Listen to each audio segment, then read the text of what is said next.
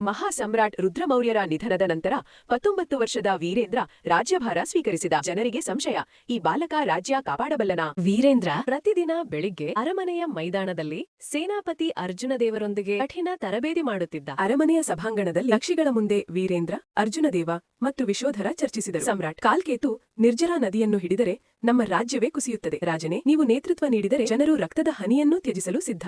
ಈ ವೇಳೆಯಲ್ಲಿ ದುರರಾಷ್ಟ್ರದ ಸೇನಾ ನಾಯಕ ಕಾಲ್ಕೇತು ಮೌರ್ಯ ಗಡಿಯನ್ನು ದಾಟಿದ್ದಾನೆ. ರಾಜ್ಯಕ್ಕೆ ಅಪಾಯದ ನೆರಳು ಕವಿದಿತ್ತು. ಸಾಂಬ್ರಾಣಿ ಕಾಡಿನ ಅಟ್ಟಹಾಸ.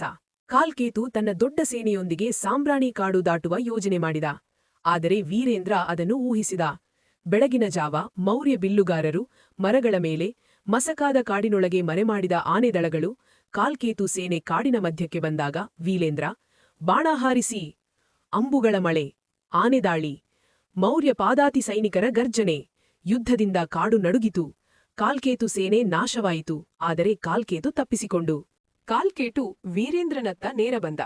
ನದಿಯ ನಡುವೆ ರಾಜ ಸೇನಾಧಿಪತಿ ಮುಖಾಮುಖಿ. ನದಿಯ ಕಲ್ಲುಗಳ ಮೇಲೆ ಇಬ್ಬರೂ ಕತ್ತಿಗೆ ಎದುರು ನಿಂತರು. ಕಾಲ್ಕೇತು ಬಲಿಷ್ಠ. ಅವನ ದಾಳಿಗೆ ವೀರೇಂದ್ರ ತುಸುಜಾರಿದ. ವೀರೇಂದ್ರ ಕಾಲ್ಕೇತುವಿನ ಕತ್ತಿಯನ್ನು ತಳ್ಳಿವೆಟ್ಟು ಅವನನ್ನು ನದಿಯ ಬಿರುಸು ಪ್ರವಾಹಕ್ಕೆ ತಳ್ಳಿದ. ಕಾಲ್ಕೇತು ಹರಿದುಹೋಯಿತು. ರಾಜಗಿರಿ ಹಬ್ಬದ ಸಂಭ್ರಮದಿಂದ ತುಂಬಿತು. ಅನಘ ವೀರೇಂದ್ರನ ನೆತ್ತಿಗೆ ವಿಜಯ ತಿಲಕ ಹಚ್ಚಿದಳು. ಅರ್ಜುನದೇವ ವಿನಮ್ರವಾಗಿ ತಲೆಬಾಗಿದ. ಮಹಾರಾಜ, ನೀವು ಇನ್ನೂ ಯುವರಾಜ ಅಲ್ಲ, ಮೌರ್ಯ ಸಂರಕ್ಷಕ. ವೀರೇಂದ್ರ ಅರಮನೆಯ ಗೋಪುರದಿಂದ ತನ್ನ ರಾಜ್ಯವನ್ನು ನೋಡಿದ. ಕಾಡು, ನದಿ, ರಾಜಗಿರಿ, ಜನ. ಅವನು ನಿಧಾನವಾಗಿ ಹೇಳಿದ, ತಂದೆಯೇ, ನಾನು ನನಗೆ ಕೊಟ್ಟ ವಚನ ಪೂರೈಸಿದೆ. ಮೌರ್ಯ ಸಾಮ್ರಾಜ್ಯ ಶಾಂತಿಯ ಯುಗಕ್ಕೆ ಕಾಲಿಟ್ಟಿತು.